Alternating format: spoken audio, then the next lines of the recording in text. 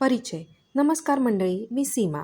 पेशाने मी एक शिक्षिका आहे, पण निव्वळ आवड असल्यामुळे ह्या क्षेत्राने मला खेचून घेतले आहे.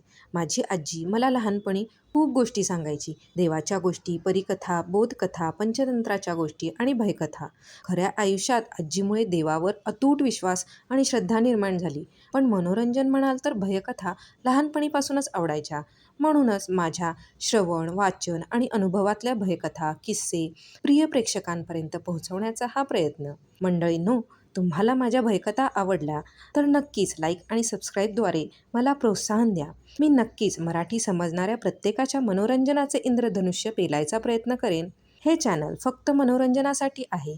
चॅनलवरती सांगितल्या जाणाऱ्या कथांच्या वास्तविकतेचा दावा चॅनल करत नाही. या कथांमधून अंधश्रद्धा पसरवणे किंवा अंधश्रद्धेला प्रोत्साहन देणे असा ह्या चॅनलचा हेतू नाही. कथेतील स्थळ, घटना आणि पात्रे ही पूर्णतः काल्पनिक असून त्यांचा जिवंत किंवा मृत व्यक्तीशी काहीही संबंध नाही.